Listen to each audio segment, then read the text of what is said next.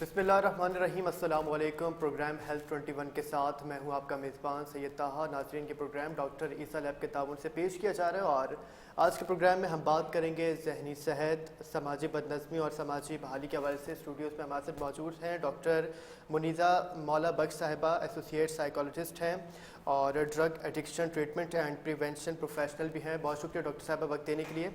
Doctor साहब, आगाज़ करता हूँ मैं, जहनी सेहत क्या है और हमारी रोज़मर्रा ज़िंदगी में ये क्यों अहम है? सबसे पहले तो आपका बहुत बहुत शुक्रिया कि आपने मुझे मदऊ किया इस प्रोग्राम में। देखिए, ज़हनी सेहत हमारी जज्बाती, नफ्सियाती और समाजी कैफियत को ज़ाहिर करती है। ये हमारी सोच, एहसासात और रवैयों पर असरअंदाज होती है।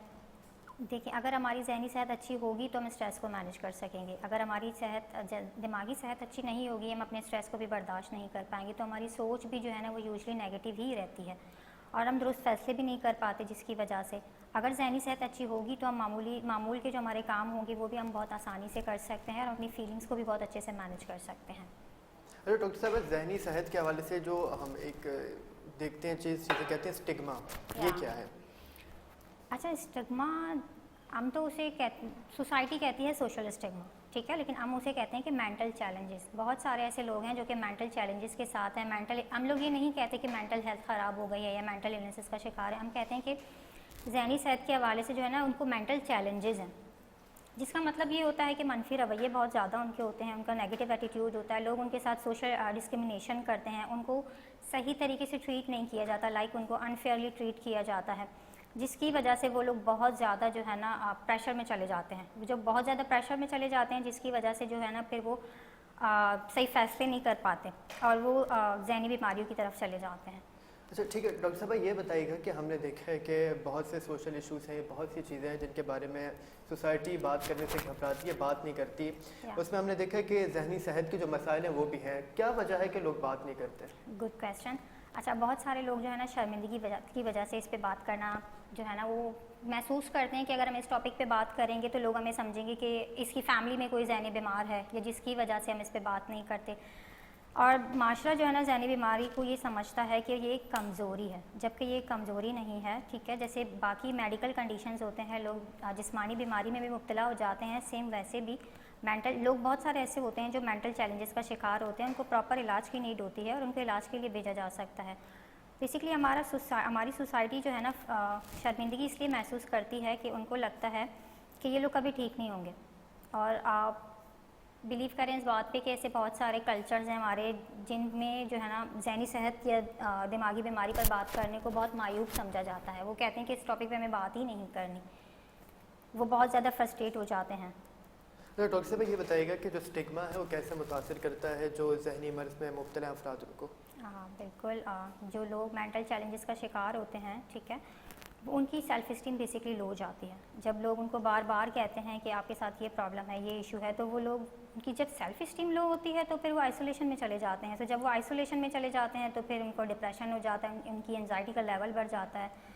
जब एंजाइटी का लेवल बढ़ जाता है तो फिर लोगों की फ़ंक्शनिंग जो है ना वो मुतासिर हो जाती है। जब लोगों की फ़ंक्शनिंग मुतासिर हो जाती है, फिर वो कोई काम सही तरीके से परफॉर्म नहीं कर पा रहे होते, फिर वो सोसाइटी में भी जाने से घबराते हैं। बेसिकली लोग बदनामी के खौफ से भी इलाज से गुरेज करते हैं और उनको लगता है कि अगर हम इलाज के लिए जाएंगे तो फिर सोसाइटी हमसे क्वेश्चन करेगी, जिसकी वजह से लोग इस चीज़ को छुपाते हैं और फिर जो है ना ये बीमारी बढ़ती जाती है। अच्छा डॉक्टर साहब, ये बताइएगा, गलत फहमियाँ आपने देखा है बहुत सी चीज़ों के हवाले से आपने देखा है कि लोग अपने से मन घड़त बातें बना देते हैं, तो इसके हवाले से क्या गलत फहमियाँ जो पाई जाती है हमारी सोसाइटी में? जो सबसे कॉमन मिथ है मेंटल इलनेस से रिलेटेड या मेंटल चैलेंजेस से रिलेटेड, वो ये है, लोगों को ऐसा लगता है कि ये कोई ज़हनी बीमारी नहीं है, बल्कि ये इंसान की अपनी एक कमज़ोरी है। अगर कोई मायूस है तो लोगों को लगता है कि उसको खुद उठ के हिम्मत करनी चाहिए, वो हिम्मत करेगा तभी काम कर सकेगा। वो खुद ही परेशान है, बहुत ज़्यादा मनफी सोचता है, जिसकी वजह से उसकी परेशानियों में इजाफा हो जाता है। लेकिन ऐसा नहीं है, इसके टोटली बरअक्स है, ठीक है। हकीकत में ये एक मेडिकल कंडीशन है जिसका प्रॉपर ट्रीट होना बहुत ज़रूरी है और इसका इलाज भी है। तो डॉक्टर साहब, ये बताइएगा, आजकल जैसे हम देख रहे हैं कि कॉलेजेस हो, यूनिवर्सिटीज़ में हो गया, हमने देखा जो यंगस्टर्स हैं उनमें ये काफ़ी चीज़ें पाई जाती हैं कि वो ख़ुदकुशी की कोशिश करती हैं, इस स्टेज तक पहुंच जाते हैं। तो मतलब इस स्टेज तक कैसे पहुंच जाते हैं या इसके क्या वजूहात होती हैं? बीच में क्या क्या स्टेप्स हैं जिनको वो अबूर करके यहाँ तक पहुंच जाते हैं कि वो अपनी जान लेने तक आ जाते हैं? मतलब इसकी क्या वजूहात हो सकती है? बिल्कुल ऐसा ही है। देखिए, सबसे पहली चीज़ ये है कि अवेयरनेस। सो जब तक स्कूल कॉलेजेस और यूनिवर्सिटी में अगर हम अवेयरनेस ना दें, हम जो है ना सेमिनार्स वगैरह ना कंडक्ट करवाएं, तो आप खुद मुझे बताएं कि क्या पॉसिबल है अगर किसी के पास किसी चीज़ के लिए अवेयरनेस नहीं है तो क्या वो इस चीज़ पे काम कर सकेगा? बिल्कुल नहीं, वो काम ही नहीं कर सकेंगे। तो सबसे पहली जो चीज़ है, हम उनको एक सेफ़ एनवायरनमेंट फराहम करें और उसके साथ साथ हम उनको ये हौसला दें कि आप बगैर किसी डर और खौफ के आप हमसे डिस्कस कर सकते हैं चीज़ें, सेफ़ एनवायरनमेंट दे के। और उनको जो है ना हम प्रोग्राम्स करवा सकते हैं और उनके सिलेबस में जो है ना मेंटल हेल्थ से रिलेटेड टॉपिक्स डाल सकते हैं, लाइक छोटे छोटे टॉपिक्स कि स्ट्रेस को कैसे मैनेज किया जाता है, एंजाइटी को कैसे मैनेज किया जा सकता है, ताकि हम आम अल्फाजों में उनको ये चीज़ें सिखाना स्टार्ट करेंगे तो वो इस काबिल होंगे कि वो अपनी छोटी छोटी सी चीज़ों को मैनेज करना स्टार्ट करें। तो डॉक्टर साहब ये बताइएगा कि एक जो आसपास के लोग हैं, ये तो हमने स्कूल कॉलेजेस की बात की, वो ठीक है उस हवाले से, लेकिन जो आसपास के लोग हैं और उससे हटकर भी जो फैमिली के लोग, किसी भी इंसान के साथ सबसे ज़्यादा मेरे ख्याल में जो कनेक्टेड होते हैं उसके फैमिली मेम्बर्स होते हैं, तो एक फैमिली और एक माशरा वो क्या किरदार अदा कर सकते हैं इस चीज़ में? हाँ देखिए, ख़ानदान तो जो है वो जज्बाती सहारा होता है हमारा। अगर हमारा फैमिली बैकग्राउंड या सपोर्ट सिस्टम स्ट्रॉन्ग होता है तो लोग चीज़ों को समझते हैं। फैमिली का बहुत अहम रोल होता है हमारी चीज़ों को समझने में। अगर फैमिली ही हौसला अफजाई नहीं करती तो फ़र्द जो है ना और बीमारी में चला जाता है और वो टोटली जो है ना डिसएसोसिएट हो जाता है, मतलब अब वो आइसोलेशन में चला जाता है, वो तन्हाई की तरफ चला जाता है। अगर फैमिली किसी को भी चैलेंजेस में देखती है ना, तो फैमिली के पास अगर अवेयरनेस है तो वो नो डाउट उनके इलाज की तरफ लेकर जाएगी। अगर फैमिली के पास अवेयरनेस नहीं होगी तो फैमिली भी पीछे हट जाती है। ठीक है डॉक्टर साहब, जैसे कि आपके एक वसी तजुर्बा है, हम देखते हैं इस चीज़ में, आपके पास अगर कोई इस तरह का शख्स आता है, आप क्या उसमें किरदार अदा करती हैं, आप उसको क्या तजवीज़ करती हैं? अच्छा, देखिए वो तो उस पर वेरी करता है ना कि आया क्लाइंट की प्रॉब्लम की नौयत क्या है, कि उसकी इंटेंसिटी क्या है। कुछ हमारे डिफरेंशियल डायग्नोसिस होते हैं, हम DSM को भी फॉलो करते हैं और ICD-10-11 है उसको भी हम लोग फॉलो करते हैं। तो उसके क्राइटेरियाज़ को सामने रखते हुए फिर हम उनको ट्रीटमेंट्स की तरफ लेकर जाते हैं। लाइक अगर बहुत ज़्यादा सीवियर कंडीशन होती है दैन उसके बाद अब माइल्ड, मॉडरेट और सीवियर लेवल पे बात की जाती है। कुछ चीज़ें जो है काउंसलिंग के थ्रू जो है रिजॉल्व हो जाती हैं, कुछ चीज़ें काउंसलिंग मेडिसिन के थ्रू रिजॉल्व हो जाती हैं, कुछ बहुत ज़्यादा सीवियरिटी पे चीज़ें जाती हैं तो उसमें फिर ये होता है कि पहले प्रॉपर मेडिकेशन बहुत ज़रूरी होती है। मेडिसिन सिम्टम्स को बेटर करती है, दैन फिर हम उनको सेशंस की तरफ लेकर जाते हैं और उसके साथ साथ फिर हम इनको 1-to-1 काउंसलिंग की तरफ भी लेकर जाते हैं। फैमिली को भी हम अवेयर करते हैं, फैमिली को भी इन्वॉल्व करते हैं ताकि फैमिली को भी नॉलेज हो इन सारी चीज़ों के बारे में और वो अपने लव वंस की जो है हेल्प कर सकें इस पूरे प्रोसेस में। अच्छा डॉक्टर साहब, एक और चीज़ भी, इसको आप मिसकंसेप्शन कह लें या आप ये कह लें कि काफ़ी हमने ये सुना है, ये देखा है कि लोग कहते हैं यार जहनी मर्ज में या इन चीज़ों में वो शख्स मुब्तला होता है जिसकी कोई डेली रूटीन नहीं होती, जिसका कोई वर्कआउट नहीं, जो काम नहीं करता, जो फ्री रहता है। तो इस तरह की भी कोई बात होती है कि मतलब जो बंदा बिजी रहता है वो इससे बच सकता है, इस चीज़ में कोई सदाकत है? हाँ, देखिए ऐसे बहुत सारे लोग हैं जो कि अगर हम अपने सेलिब्रिटीज़ को भी देखें ना तो वो भी मेंटल इलनेसेस का शिकार रहे हैं। ज़रूरी नहीं है कि जो लोग घर में होते हैं, फारिग होते हैं, उनके पास कोई एक्टिविटी नहीं होती, वही बीमार होते हैं। इसके कुछ जो है ना ट्रिगर्स होते हैं, फैक्टर्स, जेनेटिक फैक्टर्स भी हो सकते हैं, एनवायरमेंटल भी हो सकते हैं।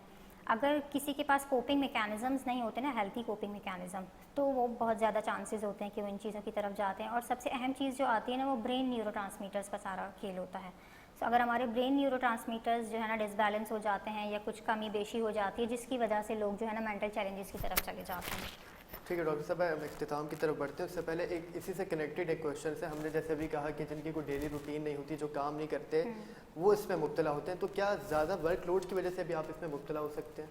यस, जब स्ट्रेस बहुत ज़्यादा हो जाता है और हम उसको मैनेज नहीं कर पा रहे होते, सोसाइटी जो लोग होते हैं, एम्प्लॉयज़ जो होते हैं, उसको मैनेज नहीं कर पा रहे होते, वो बर्न आउट की तरफ चले जाते हैं।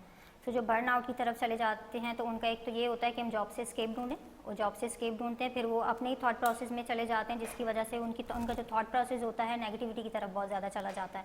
फिर वही वाली बात, नेगेटिविटी जो है एंजाइटी जो है आइसोलेशन जो है वो डिप्रेशन की तरफ लेकर जाता है। तो रिस्क फैक्टर तो बहुत सारे आते हैं इससे। ठीक है डॉक्टर साहब, आखिर में ये बताइएगा कि द रिकवरी हाउस जो है वो इसमें क्या किरदार अदा कर रहा है ज़हनी सेहत के दाग को कम करने में? अच्छा देखिए, रिकवरी हाउस जो है ना एक हमारा ट्रस्ट है, caravan of life Pakistan trust के नाम से, जिसको हम कोल PT भी कहते हैं। उसके 2 ब्रांचेस हैं, एक तो है बावाकार ज़िंदगी जो कि शाह फैसल पे है, और एक है द रिकवरी हाउस। वहाँ पे जो हम सर्विसेज देते हैं रिकवरी हाउस में, वहाँ पे हमारे कुछ प्रोग्राम्स हैं जिसमें रेजिडेंशियल हम क्लाइंट्स को एडमिट करते हैं, वो हमारे पास एडमिट रहते हैं। उनकी मुख्तलिफ डिफरेंट एक्टिविटीज़ होती हैं। हम सुबह 9 बजे से उनको एक्टिविटीज़ में बिज़ी रखते हैं टिल 5:30 तक। जिसमें ग्रुप सेशंस भी होते हैं, फैमिली काउंसलिंग सेशंस भी होते हैं, और उसके अलावा स्पोर्ट्स से रिलेटेड चीज़ें होती हैं, कुकिंग एक्टिविटीज़ होती हैं, हमारी मल्टीपल टास्क होते हैं। और हमारे पास आउटरीच सर्विसेज भी है। हम जो है ना अगर किसी को होम विजिटेशन की फैसिलिटी भी चाहिए होती है तो हमारे स्टाफ जाता है, क्लाइंट को बाकायदा घर में विज़िट करता है, उनकी मेडिकेशन वगैरह हम स्टार्ट करते हैं। रेजिडेंशियल से जब क्लाइंट मूव करता है तो फिर वो डे रिहैब का हमारा एक प्रोग्राम आता है, DRP जिसे हम बोलते हैं, डे रिहैब प्रोग्राम। उसमें जो है ना client 5 days a week, 6 days a week, twice a week हमारे पास आता है। ठीक है और डॉक्टर उसके साहब। अलावा सॉरी मैं थोड़ा सा ऐड करना चाहूँगी, उसके अलावा हम जो है ना कोर डोमेन्स पे काम करते हैं, जिसमें है living, learning, socialising and working. और इसमें हमारी कोशिश होती है कि हम क्लाइंट जो मेंटल चैलेंजेस के हमारे साथ आते हैं, चाहे मेंटल चैलेंजेस के साथ आते हैं हमारे पास, हम उनको एक फंक्शनल लिविंग की तरफ लेकर जाते हैं।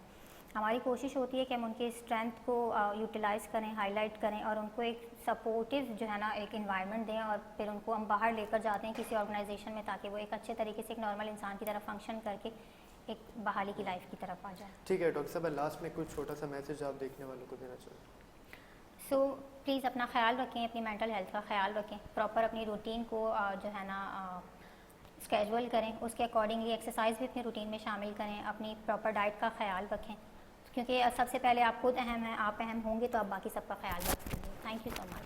ठीक है, डॉक्टर मुनीज़ा मौला बख्श एसोसिएट साइकोलॉजिस्ट है, आज हमारे साथ स्टूडियोज़ में मौजूद थी। आज के प्रोग्राम में हम बात कर रहे थे जहनी सेहत के हवाले से, और जो जहनी अमराज है उनमें मुब्तला अफराद की हम किस तरह मदद कर सकते हैं। प्रोग्राम हेल्थ 21 से अपने मेज़बान से ये ताहा को दीजिए इजाज़त। अल्लाह हाफिज़। अच्छा मेरा एक